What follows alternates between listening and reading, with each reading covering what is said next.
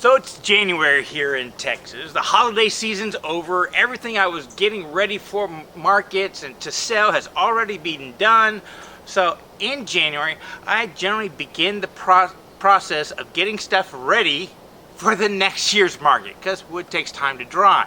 I'm out at my dad's place and at our wood pile, and this is all the stuff that we didn't get processed for this holiday season, and a lot of it's starting to go bad. So I'm going to go through the pile today and process everything I can, get it in the kiln to start drying for the next holiday season, and then over this winter and spring I can go grab a few more trees and get them processed, so I will have the 300 to 400 bowls I'll need toward the end of the year. This is the time of year where I'm doing a lot of chainsaw work, so I thought the opportune time to make a video on some of the basics that a wood turner needs to know to operate a chainsaw and make everything somewhat safe. Now, I'm not going to cover everything. A chainsaw is a very dangerous tool, and you need to do all the research you can before using it. I even suggest finding an expert to actually go out in the field with you to offer you some in-the-field tips and techniques. But these are some of the things I do that just make my life as a chainsaw user and a wood turner a lot better. Now, I'm a big proponent of the grab and go mentality, where I keep a toolbox for each style of woodworking I use, so I can just grab it and go, and I know I have everything there. This includes chainsaw. I have this box right here that, other than gas, it has everything I'm going to use out in the field with a day of work. So let me show you what my go-to stuff is. So I got some bar oil right here. Now, I'm kind of the opinion that you can skip money on the bar oil. You're going to blast through the stuff, and it's not that important to me as long as you have some bar oil. I also have my ear protection and hand protection all set up. And then, now the oil you mix with the gas, I don't mind splurging, and I'll talk about that a little bit more in a second, but I like the Stihl stuff in a little individual parts. I carry some shrink wrap with me, so after I chainsaw out an octagon and stuff like that, if I know I'm not going to be able to get to it for a day or two, I can shrink wrap it, and that's kind of like sealing it. The only reason I use the shrink wrap instead of just painting it out in the field is because the paint often doesn't dry that quick, and I throw them right in the back of my truck, so it just keeps paint off my truck. I always carry a spare chain just in case. I have my chain sharpening tool kit, and because I worked with my dad, he uses a 3 1/4 chainsaw and I use a 3/8 chainsaw. I have 2 files of different sizes, and I have spares in here. I have my chainsaw and adjuster wrench. I carry a pair of wedges just in case my chainsaw blade gets caught for some reason. I have a mallet for those wedges. I always keep some chalk on there for marking out my lines so I know where I'm sawing, even on dark woods. Then I have some spare parts in here, including an air filter and spark plugs just in case. So I've never had to replace a spark plug in the field. And finally, I have a sharpening jig. Now, this was a luxury investment, but it really is nice. Basically, I'll show you how it works in a second, but it makes everything consistent, and I only use this at the beginning of the day. After that, I freehand sharpen with one of those files. Now, all our chainsaws are 2-strokes, and you're going to have to mix the oil and gas. And once you mix that oil and gas, the gas is going to start deteriorating almost instantly. And it's made a lot worse if you have a lot of ethanol in your gas tank. So I always recommend going to a higher end quality gas station with as little ethanol in it as possible. I mean, you're not burning that much gas, so it's not that much of a price thing. Now, what oil you use? I am of the opinion that invest in your oil. Get a really good quality oil. And I go a little farther and splurge, and I buy these little things right here because I only mix up a gallon at a time. 1 gallon, if I'm working by myself, will last me maybe half a day to 3/4 of a day, and a lot of times that's all I'm going to do. If I'm with my dad, we'll go through a few gallons. But mixing up 1 gallon at a time guarantees that I'm not going to have that much spoilage. And buy yourself one of these modern day oil cans, the plastic ones, because this thing right here is the greatest invention in oil cans. Basically, you can pop it off, put it in your chainsaw, and then hit the button, and then release the button when you want to stop, so you don't get a lot of spillage. I mean, I really like these things. The classic metal ones I keep around because I put an extra 1 gallon in there so I can mix a fresh gallon in the field, and I just like the looks of them. But you really can't beat this new gas cap design in these small cans. And I can use a 1.25 gallon one simply because they deform all the time and you never really know how much they're going to hold. So if I simply drop this right in here, I can use the gas gauge to figure out if I've got exactly 1 gallon. And in my spare one, I put in another exact 1 gallon to have on the job site. Next up, let's talk about chainsaws. Now, get a case, no matter what. These things are going to get beat up. Cases aren't that much money. Just get a protective case. Trust me, it's money well worth it. Now, I am of the opinion that there are really only 2 manufacturers of decent chainsaws. And people are going to hate me for this one, but stick with those 2 brands is my recommendation. Those 2 are Stihl and Husqvarna. Now, yes, I know there are a lot of brands out there that you can buy at Home Depot, Lowe's, you know, Black & Decker, Poland. There'll be people out there that say, oh, we've been using them for years. But I have not seen one of those that's going to get the heavy-duty use that we turners do when we're processing an entire tree. They're more homeowner styles. That's their target market. So if you can't quite afford a decent Stihl or Husqvarna new, just keep your eyes out for a good used one. They are out there. I paid about, I think I want to say a little over $100 for mine, and I had to put chains and send in for a tune-up and stuff like that. So it's probably about $200 total investment for me, and it's worked pretty decently. Now, if at all possible, get a professional grade chainsaw. I know Stihl and I think Husqvarna, they basically have 3 different target audiences. The homeowners, then you have a farm and ranch kind of setup, and then the professional ones. I definitely would stay away from the homeowners line because once again, they're meant for short, quick use, not all day use.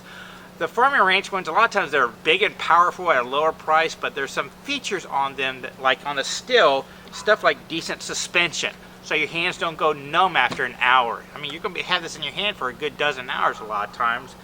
Ease of start, oil, air and fuel mixture, all that kind of stuff is a lot of times automated nowadays on these higher end ones for the professionals, whereas the lower line ones, you have to adjust them with high speed and low speed idlers, and there's just more variables in there. But you do pay a premium. But I kind of look at these as you pay a premium for a really nice chainsaw and it will last you 20, 30 or more years. They are pretty much infinitely rebuildable. A lot of times most people don't ever do a top end on them and they last them their lifetime as a wood turner. But the thing is, unlike a lot of homeowners where they'll use a chainsaw for an hour or 2, we really are pushing them when we process a tree. Now my chainsaw is a 310, an MS 310, and I want to say when I bought it new, the receipt the guy showed me, it was from the mid-90s, so it's a good 20 plus years old. My dad's is only about 4 years old, and it's a MS 261, but it's a professional series. It's got nice features like the better suspension, compression release and stuff, but the key thing is this one has been a lot more reliable than mine, even though mine's been rebuilt in all day use. I mean, after 3 or 4 hours, mine gets a little bit harder to start. And as strange as it sounds, even though this one has a larger engine, a 59cc engine, this 50cc or professional series is just a lot more powerful. But a little of that can be attributed to what blades we have. I use a 3/8 inch blade and my dad uses a 3 1/4 inch. And for wood turning, the 3 1/4 is just fine. It's a little bit narrower curve. It doesn't take as much power to use, which makes it a lot more effective. Now, bar length wise, both of us use a 20 inch bar, and for lathes that turn 16 inches between above and below, 8 inches above and below centers for a 16 inch throw, that's perfectly. A 20 inch bar, that's about as large as you can put on your lathe. And I've shown you in a video called Turn Big on how you can come in from both sides to get even larger. Now, I do kind of recommend going for the larger blade bar sizes on these. don't get a 14 or 16 incher for the simple reason the more teeth you have on the chain, the longer the sharpness will last, because each tooth is doing less work to get through a cut. The smaller the blade, each tooth is doing more work, so they tend to dull a little bit faster. It's the same with bandsaws. The bigger the bandsaw, it seems the longer the blade's sharpness lasts, because each tooth is doing less work. Now that is within reason. Stick with manufacturer's recommendation. There's no reason to put a 5-foot long bar on a 50cc chain. I mean, you can get a little bit ridiculous there. Now, one of the best things you can do for a long life in your chainsaw, and these things can be very expensive to get, so you want them to last hopefully your lifetime, is every time you go out, go ahead and clean out the air filter. It doesn't take too much. One of the advantages of these upper class one is that typically all adjustments use just the one spark plug tool. This one, my dad's, the professional series, has these quarter turn screws that makes popping it off to adjust, clean your air filter and get access to your spark plug that simple. Whereas a lot of these farm and ranch ones, you can either hand twist it or use that same screwdriver to twist right there, quarter turn it, and they pop off. But I want you to notice the difference between these two filters. This is more of a screen type filter, and this is the one that's pleated ones. You get a lot more air surface on this style, and you can tell that this is meant for a professional guy, because they're going to be cleaning their air filters almost daily, so it's just a quick half turn. You can go into the shop, blow it out. I don't use any air filter oil on these, and then just pop it right back on. A quick turn, there you go. Whereas this one right here, you have to unscrew these two pieces and get to it there. But it's just a little bit more time, because they don't think that the farm and ranch guys are going to be doing this as often as a professional. And that's one of the niceties of having a professional series. Now, the spark plug, I haven't found a spark plug on this chainsaw, but when I owned the cheaper kinds, the Craftsman, the Poland, I was fouling spark plugs all the time on those. And you want to have easy access, and you have to watch out, because a lot of times the spark plugs are smaller than the tools that they give you if you buy aftermarket ones. When you need to change a spark plug, just pop that off. Make sure you go lefty loosey, righty tighty, because if you strip those threads, it's swapping out the cylinder head, which they aren't that expensive, but it's a lot of labor, and then put it back in there. And there are a lot of blogs out there for reading spark plugs. Just remember, carry a few with you just in case. And luckily nowadays you don't really have to set the gap of the spark plug often. They're pretty much set from the factory, but carry a spark plug gapper. I just re-gap all mine at my shop before I put them in that little bag to take with me. So there's some of the basic maintenance that you can do to help improve the life of your chainsaw. So next up, let's talk about chainsaw blades. There are a lot of different styles out there, from ripping to cross cut. You got somewhat skip tooth or more aggressive tooth styles. You even have carbide. Here's my opinion.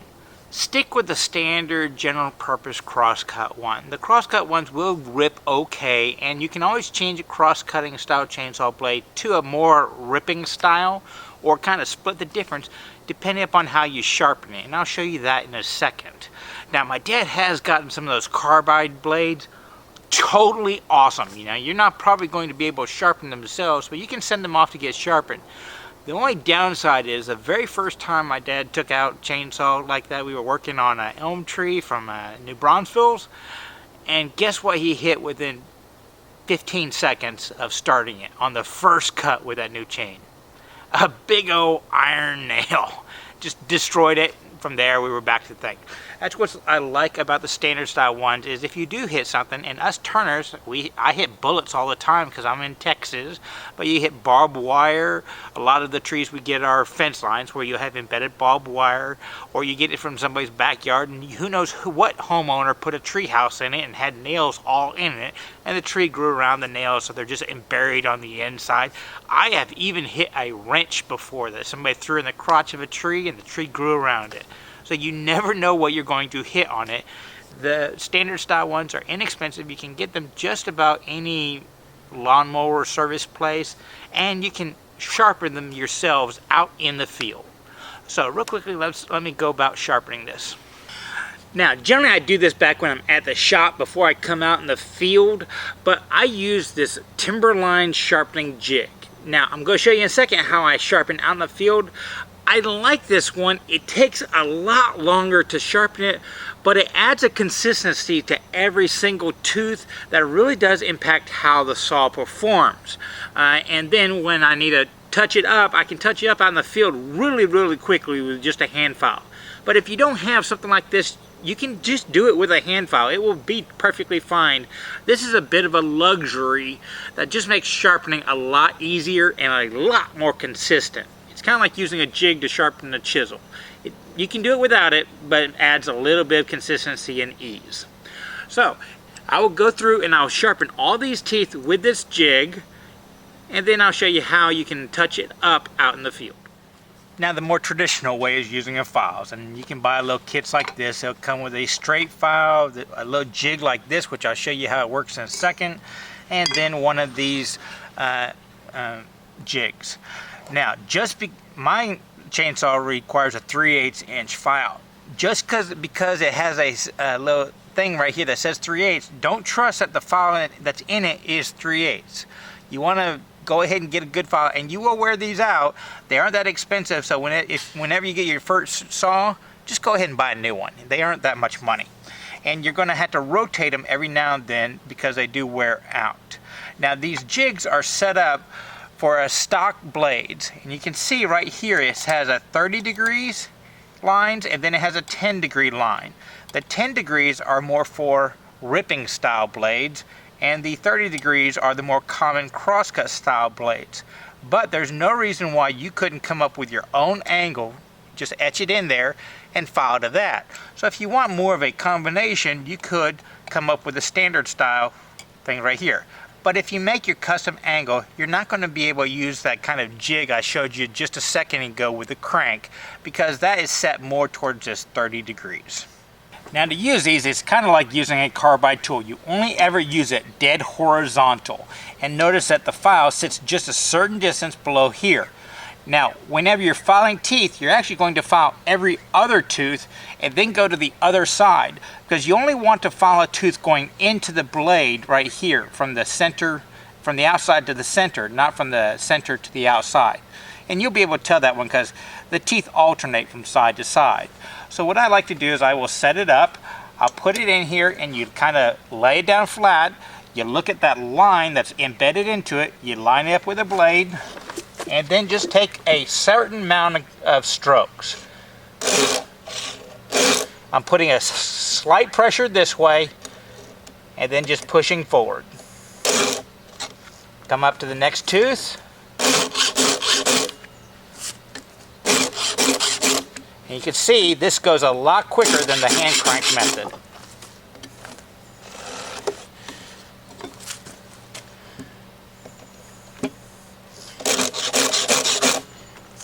I am squeezing the blade when I do that one. It kind of stabilizes and prevents a little bit of vibration. Now the problems you can have when you're doing this is if you start cranking it one way or the other, as you're sawing, the blade won't want to go straight. So it is incredibly important to keep not only the angle, but keep it flat. Now when I'm laying it down, the circle goes in between the tooth, but the front side rests on the beginning of it, and the back side rests on the back side. So it's kind of set in there, so you can't rotate it one for the other. If you are rotating it, what's going to happen is you're going to flatten out that one tooth, and it's not going to cut. Then it's rinse and repeat from the other side, except this time you're using the other angle. Next, we want to talk about what is, in effect, the depth stop of the chain. That's that part right in front of the cutting edge, that part right there. That controls how far into the wood the cutting edge can go. And they make a little jig. Looks like this, and it's got a recess down there. And basically what you do is you just lay it on top of the chain, and that will protrude out, and you use a mill file to file it down to a specific depth. That way you can be very consistent on all of your teeth. Now theoretically, you're supposed to do this every single time you sharpen it. Admittedly, I only do it probably every 3 times I sharpen. Though I will do that in the field sharpening with a file on every gas tank, because I found that the smaller engine chainsaws, they can overheat if you have an extremely dull chain. So a sharp chain just makes them run a little bit better.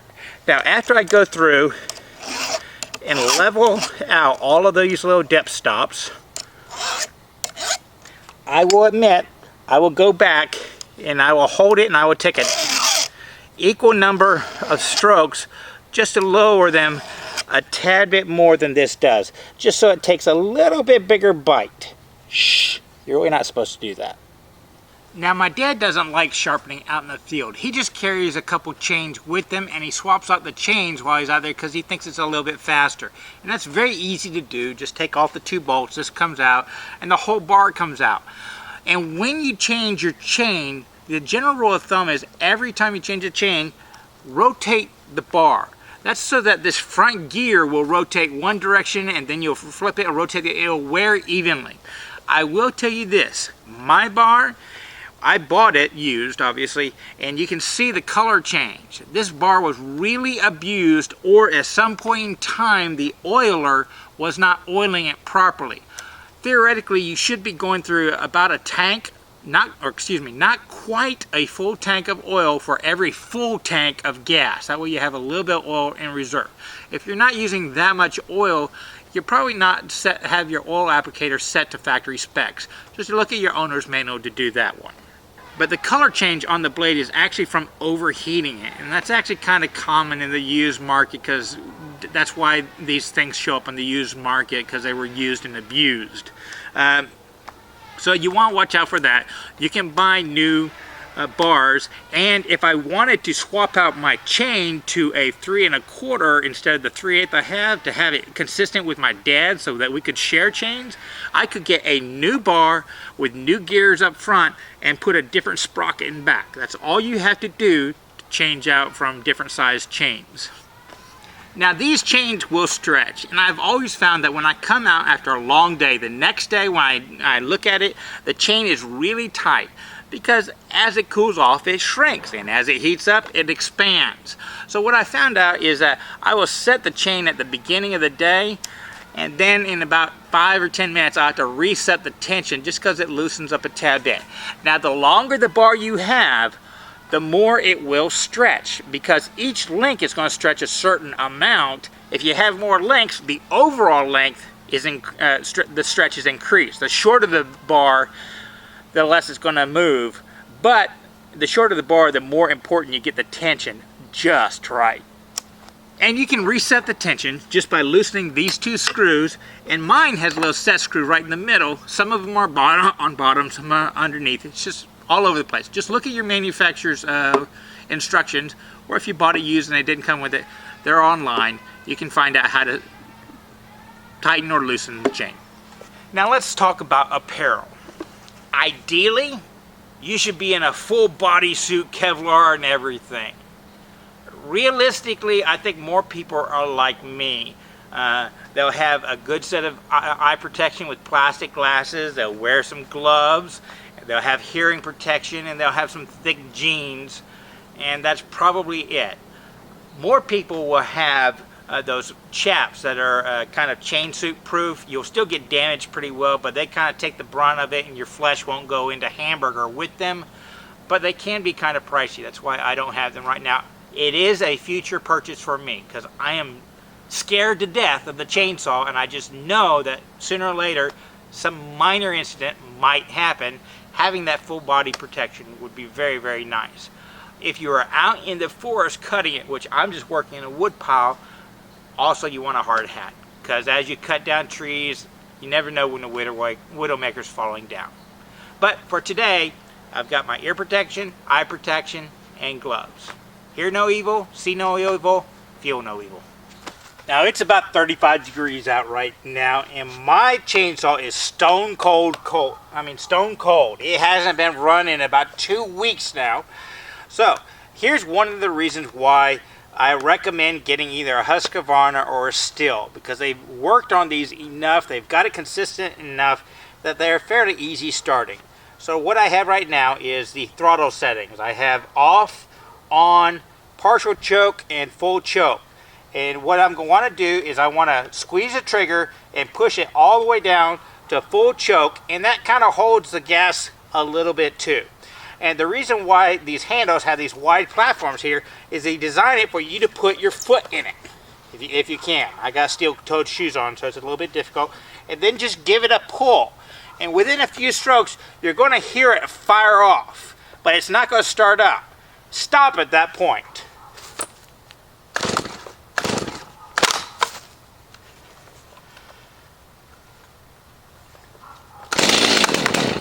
Okay, it fired off just a tad bit. At that point, you want to lift it up to the partial throttle. And then it should fire off and run at a high speed. And that's why you want to start it on the ground, because you don't want the gyroscoping effect to cause the blade to go into your skin or anybody around you. This stabilizes everything. So give it a good pull.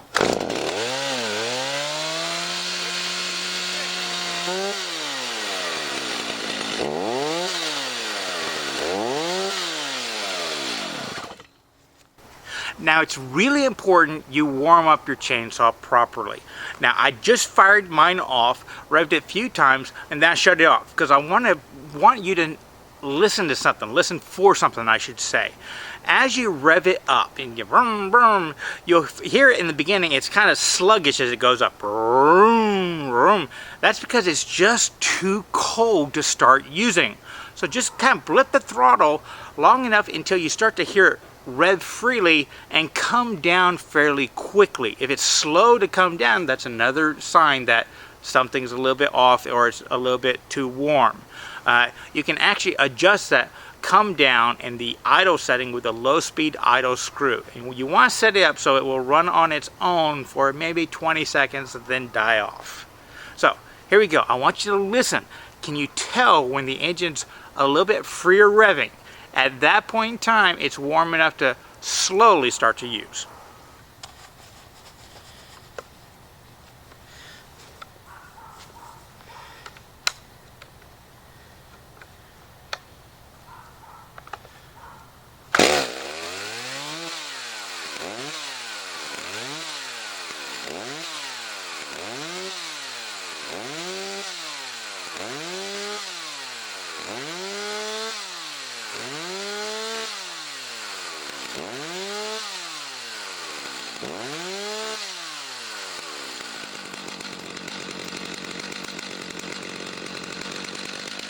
Next up, you're going to want to check the oiling. Make sure you're getting enough oil on that chain so it just doesn't destroy the chain, destroy your bar, eventually bog down the engine.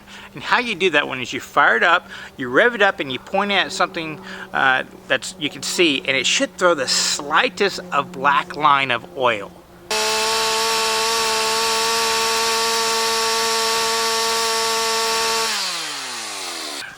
Now, in use, the safest thing you can do is keep all body parts away from the dangerous side. It sounds like a joke, but it isn't. Always keep it pointing away from you when you're doing it. Don't sling it on your side or anything like that. More people kind of skin their legs, just kind of let it dangling down, not accidentally. Or they let it dangle and somebody's standing beside them. Just keep it always in front of you so you can see both the blade and where it is.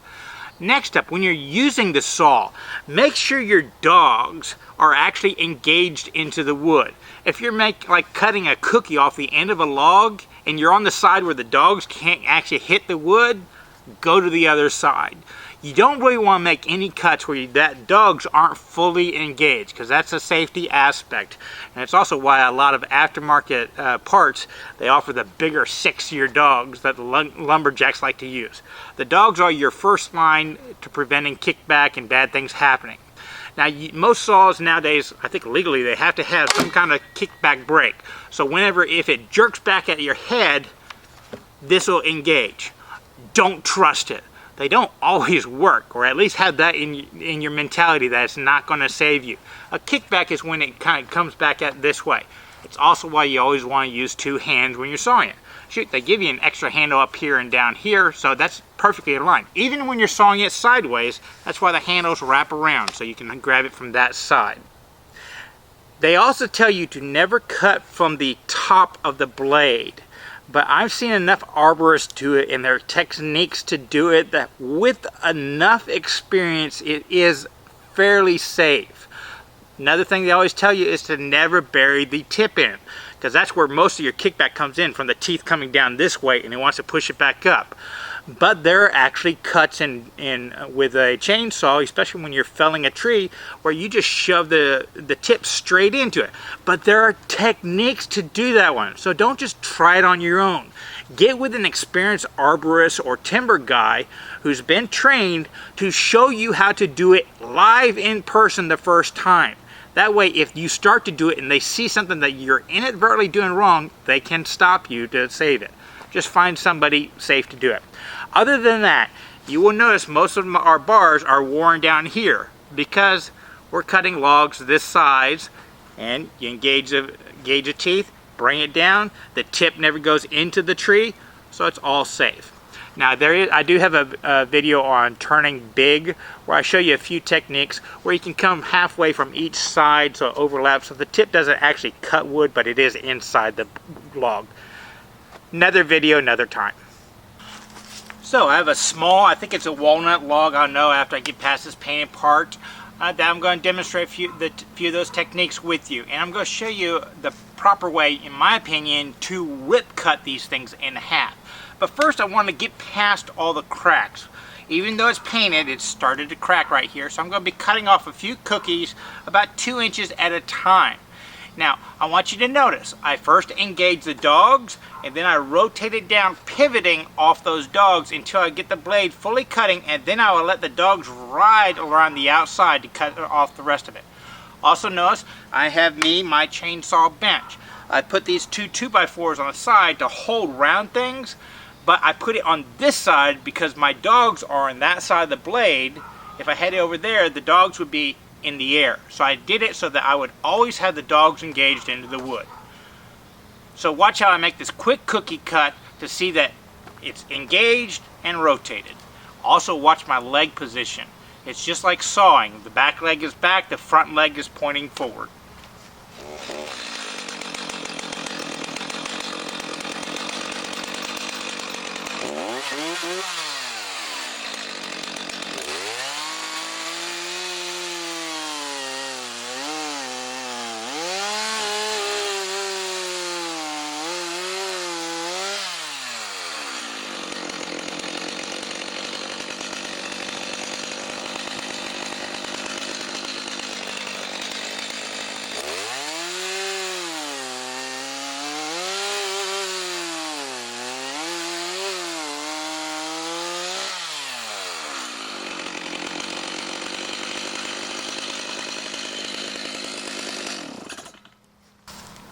Okay, in an ideal situation, I wouldn't have any cracks in this log, and I could rotate any which way I wanted.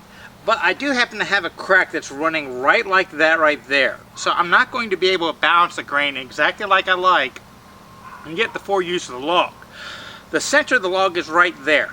So ideally I would like to get rid of that part so no more cracks will come out. So I'm going to go grab my chalk real quickly, draw a couple saw lines, and then we're going to saw it to those lines using a technique I learned with hand saws. Now, when you want to cut something with a hand saw, basically you either start on one corner or the other, and you only cut one line at a time if you want to be absolutely accurate. You'll start at one side and you kind of come over, saw all one side, then you'll come down the face to make sure that line is accurate, and then you'll right it up.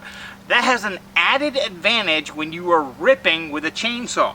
Because I want you to think about it. This is the end grain, the hardest part of the log. If I were to take my chainsaw and just come straight down, I am battling end grain constantly all the way down that cut.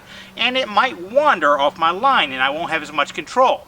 But what would happen if I were to saw from this white line to that white line to establish my line across the top, and then focus on keeping my chainsaw blade in this corner and rotate it coming down? Well, all of a sudden, the farther down I get, I'm making planing cuts with the wood. And even better, I'm going with the grain. If I were to come down this way, I would be fighting the grain because I'm dragging it up, getting tear out, a lot more of a battle. So the idea is I'm just going to carve off one line at a time, create an angle, and then finish it off. It'll be a lot easier on my chainsaw blade and a lot easier on my small engine chainsaw. By the way, this is a really tiny log. It was just a perfect circle, so that's why I'm using it for this demonstration.